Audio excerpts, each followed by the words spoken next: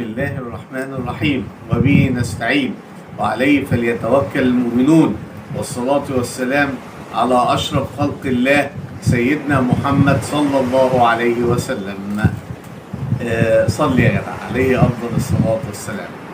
النهاردة إن شاء الله أعزائي الطلبة والطالبات دارسي اللغة الإنجليزية، أهلا وسهلا ومرحبا بكم على قناة مستر أيمن مرسي التعليمية. عايزين نركز النهاردة، نشرح درس جميل سهل خالص حلو خالص. لو ركزتوا معايا هتفهموا، اللي هو زمن الماضي التام، The past perfect tense. الماضي التام The past perfect tense. الماضي التام The past perfect tense. من الآخر قبل ما نحفظ أي قواعد، لو ركزت في القاعدة اللي أنا هقولها لك أو الحدوتة أو العبارة اللي أنا هقولها لك دلوقتي، الدرس هيبقى سهل خالص ومش هتبقى محتاج تحفظ أي قاعدة من القواعد. ما ركزتش يبقى أنت مضطر تحفظ القواعد وتطبق عليها. تمام كده؟ أنا عايزك تفهم علشان ما تاخدش مجهود في الحفظ. إيه بقى العبارة اللي أنا عايزك تحفظها؟ إذا حدث حدثان في الماضي، إذا حدث حدثان في الماضي فالحدث الأول ماضي تام والحدث الثاني ماضي بسيط. الحدث الأول ماضي تام والحدث الثاني ماضي بسيط. يعني ايه معنى الكلام دوت؟ على سبيل المثال اجي اقول لك ايه؟ بعد ما كلت نمت، يبقى انا عملت ايه الاول؟ كلت. كلت ده يبقى ماضي تام. هاد تصريف ثالث للفعل ماضي تام. بعد كده ايه؟ نمت. نمت ده يبقى ماضي بسيط، اللي هو الفعل اللي بينتهي بدي او اي دي او اي اي دي او التصريف الثاني للفعل الايه؟ الشاذ. نقول كمان مره: اذا حدث حدثان في الماضي فالحدث الاول ماضي تام والحدث الثاني ماضي بسيط. وادينا مثال سهل خالص. بعد ما ذاكرت لعبت. عملت ايه الاول؟ ذاكرت. يبقى ذاكرت دوت يبقى ماضي تام، هات تصريف ثالث، ولعبت ده ماضي ايه؟ بسيط. قبل ما العب ذاكرت، يبقى انا عملت ايه الاول؟ ذاكرت الاول قبل ما العب، يبقى ذاكرت ده ماضي تام واللعب ده ايه؟ ماضي بسيط. تعالوا بقى نتناول مع بعض القواعد. عندنا اول حاجه لازم نعرفها ان الزمن الماضي التام التكوين بتاعه او الفورميشن بتاعه بتاع الباست بيرفكت تنس، الزمن الماضي التام الفورميشن بتاعه هاد بلس البي بي. هاد زائد التصريف الثالث للفعل. ويمكن اختصار كلمة هاد بأبوستروف دي. يمكن اختصار كلمة هاد بايه؟ بأبوستروف دي. تمام؟ يبقى الماضي التام بيتكون من هاد زائد التصريف الثالث للفعل. عندنا كلمة after، وعندنا كلمة as soon as، وعندنا كلمة when و before و by the time. دي الكي ووردز، الكلمات الدالة على الماضي التام. يبقى هي الكلمات الدالة على الماضي التام يا حبايبي يا حلوين: after، as soon as، when،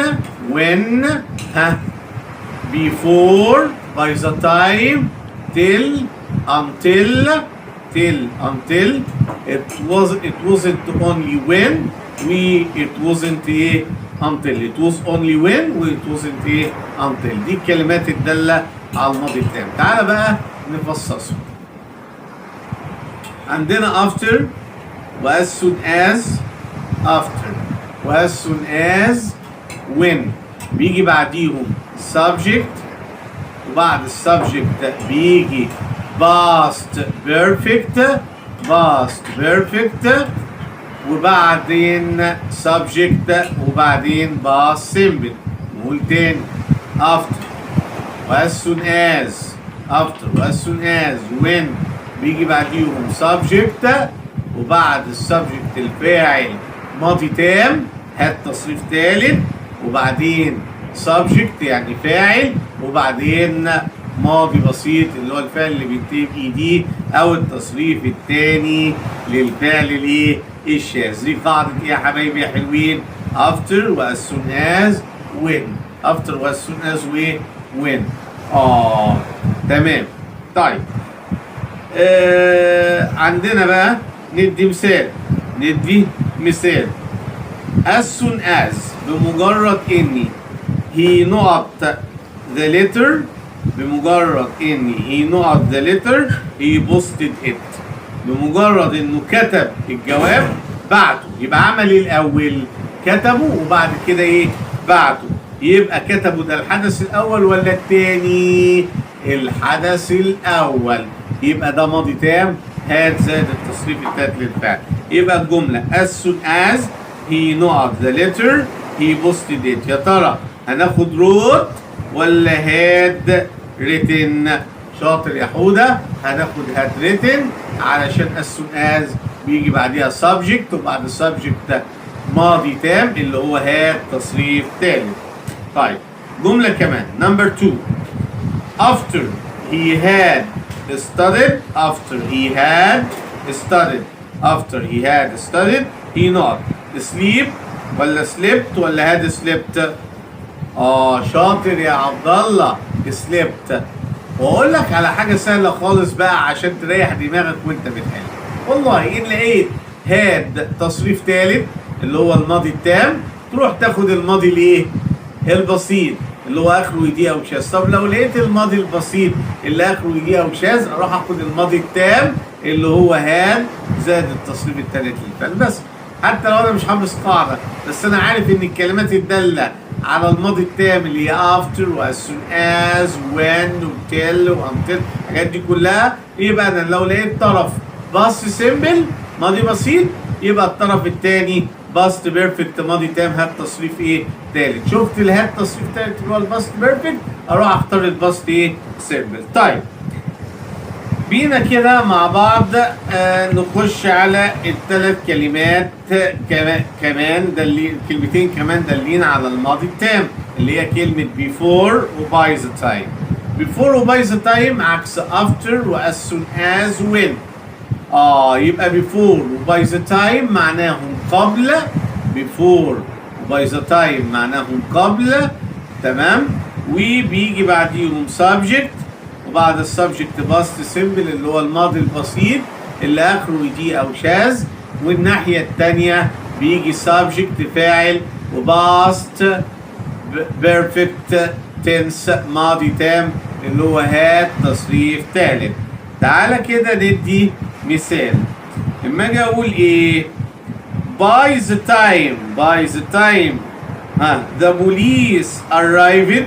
by the time the police arrived قبل ما البوليس يوصل the thief not الحرامي كان هرب. يبقى ايه اللي حصل الاول؟ البوليس اللي جه الاول ولا الحرامي هرب؟ الحرامي هرب. يبقى ده اكيد past perfect. وبعدين حتى لو انا مش حافظ قاعده arrived ده ايه؟ past simple ماضي بسيط. يبقى ناقص الايه يا حبايبي يا حلوين؟ الماضي التام اللي هو هات تصريف ثالث. يبقى هناخد escaped ولا هاد سكيبد ولا سكيبينج؟ شاطرة يا لولو برافو عليك يا لولو. هناخد هاد سكيبد. هاد ايه؟ سكيب. مثال كمان نمبر 2 before he not قبل ما هو ايه؟ he prepared his passport قبل ما هو ايه؟ هو جهز جواز السفر بتاعه. انا لقيت الطرف الثاني في هات تصريف ثالث ماضي تام. يبقى ناقص يا حبايبي يا حلوين ايه؟ الماضي البسيط. يبقى traveled ولا traveling ولا had traveled؟ شاطرة يا شذا برافو عليكي. هتبقى traveled علشان بيبقى في طرف ماضي بسيط وبيبقى في طرف ماضي تام اللي هو had زائد التصريف الثالث للفعل. طيب نخش على قاعدة تانية. اوعى تنسى before و after او after و before بدون فاعل، اي اداة ربط بدون فاعل after و before، وخد معاهم كمان on after و before و on after و before و on معايا يا حودة after و before و on after و before و on بدون فاعل.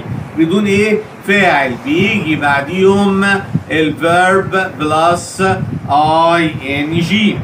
طالما مش جاي بعديهم فاعل جاي وراهم نقط على طول يبقى بنختار الفيرب زائد ing. ندي مثال. before not she died.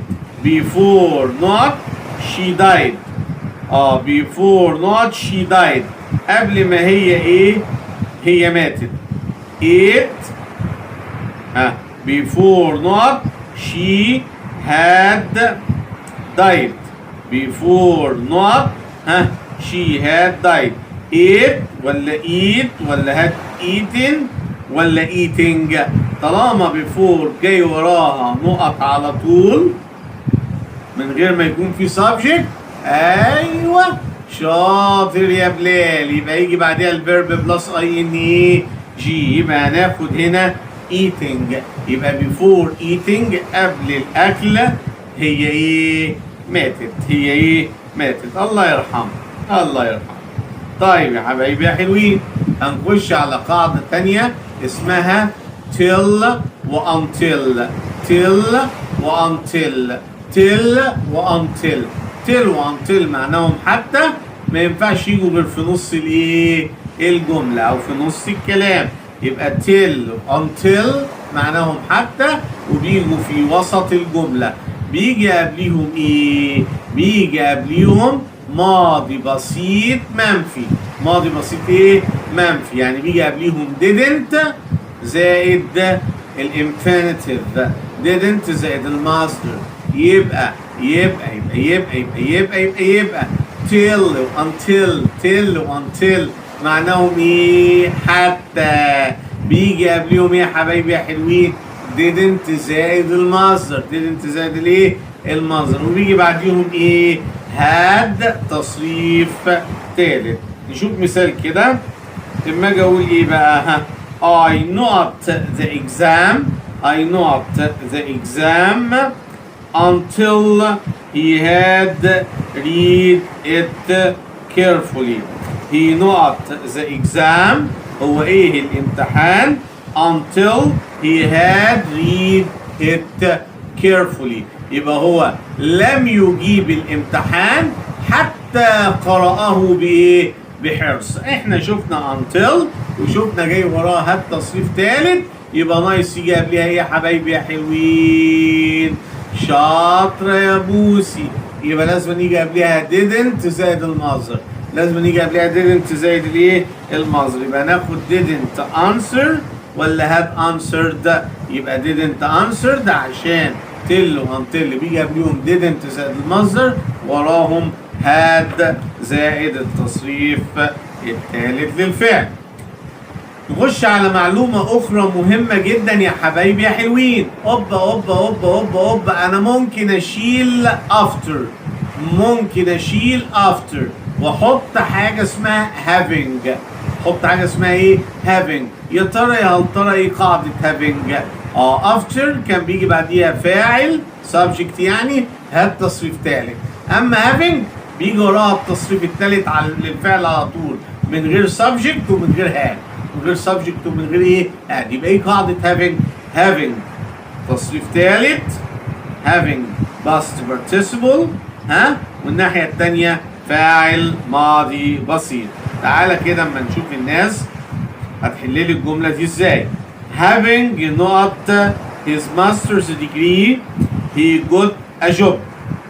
بعد ما خد درجة الماجستير having not his master's degree he got a job. هو حصل على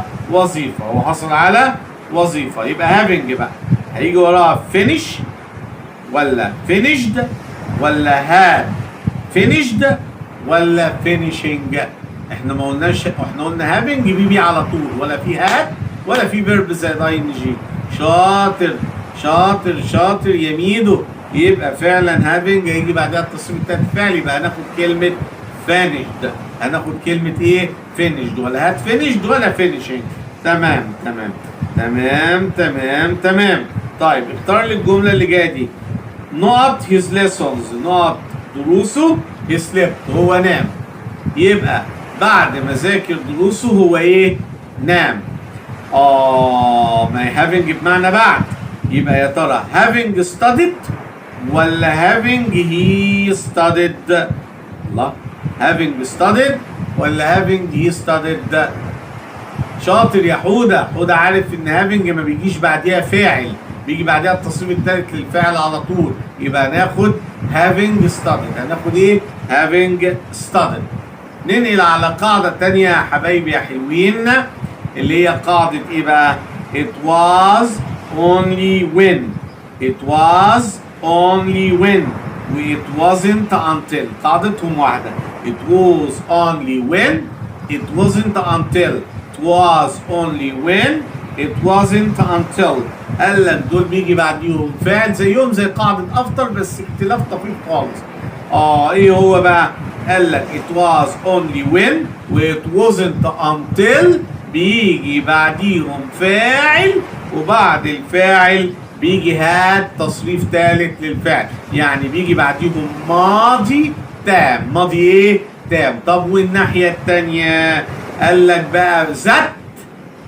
الفرق ان احنا في افتر بنحط كاما او كوما، لكن هنا بنحط ذات، وبعد ذات الناحية التانية فاعل ماضي بسيط. يبقى it was only when فاعل ماضي تام. it was only when فاعل ماضي تام. هات تصريف ثالث، هات تصريف ثالث. ذات فاعل ماضي بسيط، ذات فاعل ماضي بسيط. طيب it wasn't until فاعل ماضي تام. هات تصريف ثالث، هات تصريف ثالث، وبرضه ذات، وبعدين subject، وبعدين ماضي ايه؟ بسيط. يبقى هياهم قاعدة after، بس الاختلاف ان انا قبل الفاعل والماضي البسيط بحط ايه؟ ذات. بحط ايه؟ ذات. يبقى it was only when subject، هات تصريف ثالث، ذات ماضي بسيط. طيب it wasn't until subject، هات تصريف ثالث، ذات ماضي بسيط. طيب ندي مثال. It wasn't until نقط it wasn't until نقط the prices it wasn't until نقط the prices that I bought a computer.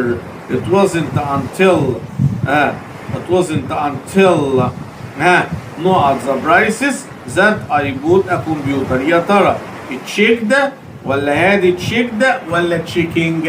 احنا اتفقنا توزن تانتل يا حبايبي يا حلوين بيجي بعد يوم ايه؟ فاعل، وبعد الفاعل هات تصريف ثالث. يبقى تشيك ده ولا هادي تشيك؟ شاطرة يا لولو. فعلا هناخد هادي تشيك ده عشان توزن تانتل بيجي بعديها فاعل، وبعد الفاعل هات تصريف ايه؟ ثالث. يبقى it wasn't until I had checked the prices that I bought the computer. طيب جملة كمان. It was only when I had studied. I had ايه؟ studied. It was only when I had studied بمجرد ان انا ذاكرت that I know up to bed. رحت انام على طول. خلصت مذاكرة رحت ايه؟ انا لم اذهب لما خلصت مذاكرة رحت ايه؟ نمت. هنا جاي هات تصريف ثالث وبعدين ذات. بعد ذات دايما بيجي عفوا شاطرة يا شوشو. بعد ذات دايما بيجي ماضي بسيط. يبقى وينت ولا هات كان؟ تمام تمام تمام تمام تمام. شاطرة يا شوشو. هناخد وينت علشان بعد ذات بيجي ماضي بسيط. بعد ذات بيجي ايه؟ ماضي بسيط. نيجي بقى لاخر قواعد في الماضي التام اللي هي قاعدة ايه؟ hardly when, scarcely when, no sooner than. Hardly when, scarcely when, no sooner than. Hardly when, scarcely when, no sooner than. Hardly when, scarcely when, no sooner than. Hardly when يبقى hardly بتاخد ايه؟ when. وscarcely بتاخد ايه؟ when. وno sooner no sooner بتاخد ايه؟ than. يبقى hardly when, scarcely when, no sooner than. Hardly when, scarcely when, no sooner than. Hardly when, scarcely when, no sooner than. طيب تعالى الأول نشوف hardly و scarcely و no sooner لما بتيجي في بداية الجملة، لما يجوا في أول الجملة. إيه القاعدة بتاعتهم؟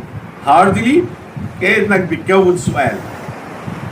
هي قاعدة after، بس after بيجي بعديها subject وبعدين had تصريف ثالث. لا هعكس بقى، كأني بعمل سؤال، يبقى had وبعد كده subject، يبقى no sooner. اللي حافظ قاعدة after هي قاعدة hardly و scarcely و no sooner، بس أعكس الفاعل وهاد.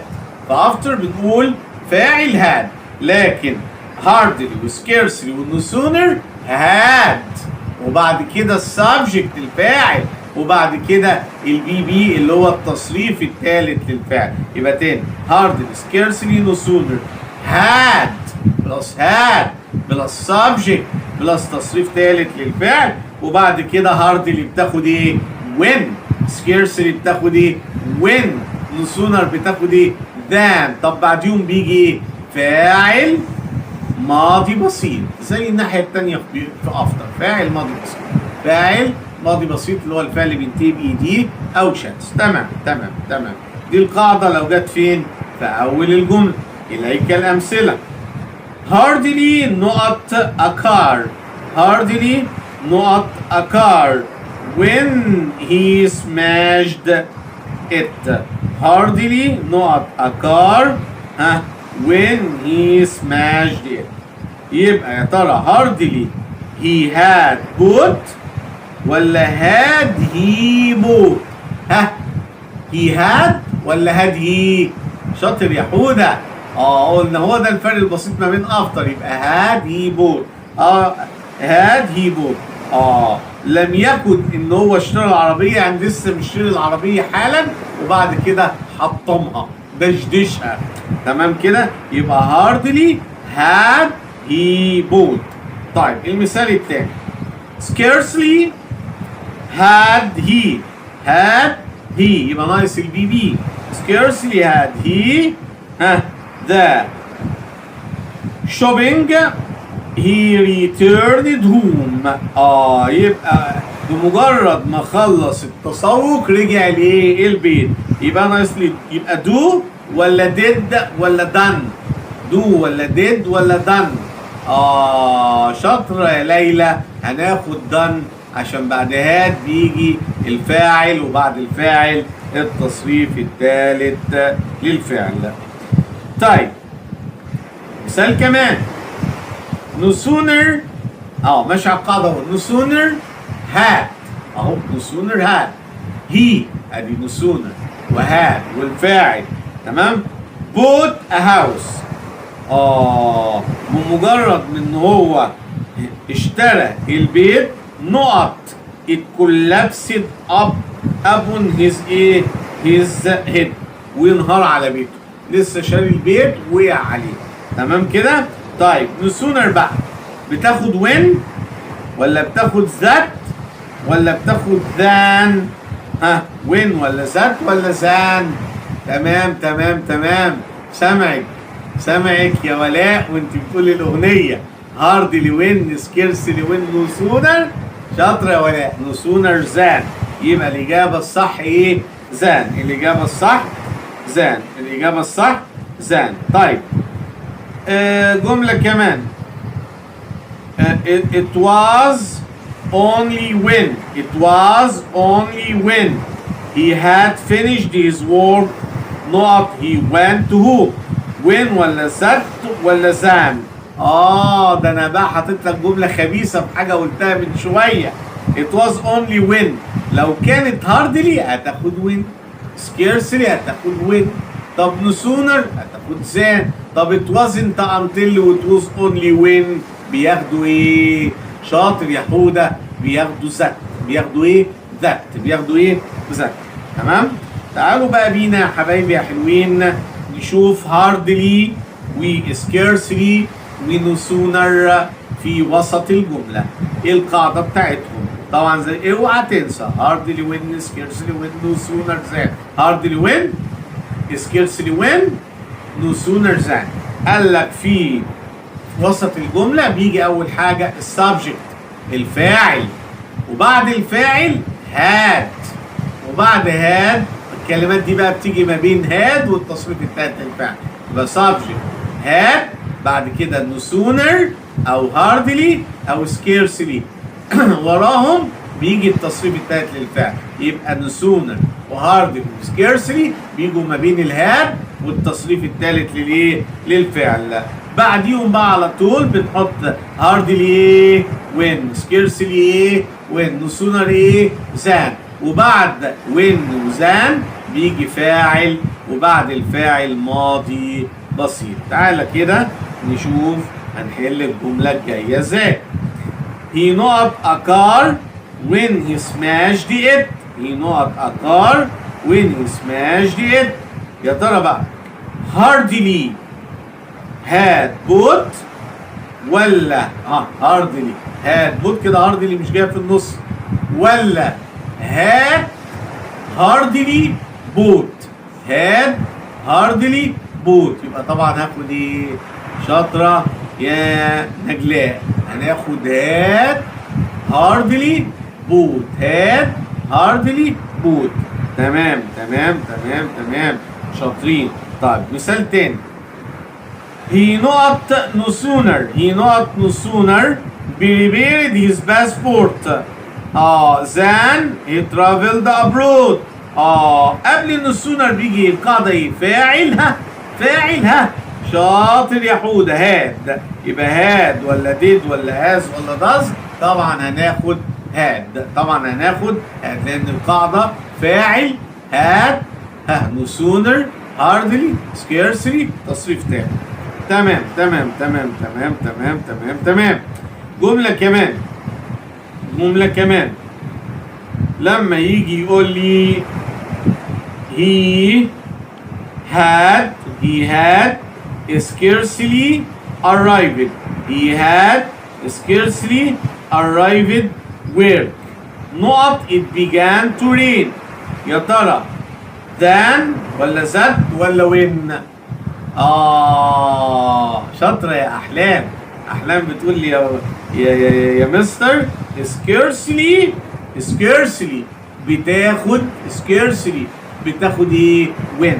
scarcely بتاخد when. scarcely بتاخد ايه؟ when. scarcely بتاخد when. تمام تمام تمام تمام شاطرين. جملة أخيرة. She had hardly entered the class. She had hardly entered the class. when she not it. احنا بعد when بيجي ايه؟ شاطر يا عمدة، بيجي ماضي بسيط. يبقى leaves ولا living ولا left؟ ايوه هتبقى left عشان ماضي ليف ايه؟ left. وبكده يا حبايبي يا حلوين يكون انتهى درس الماضي التام.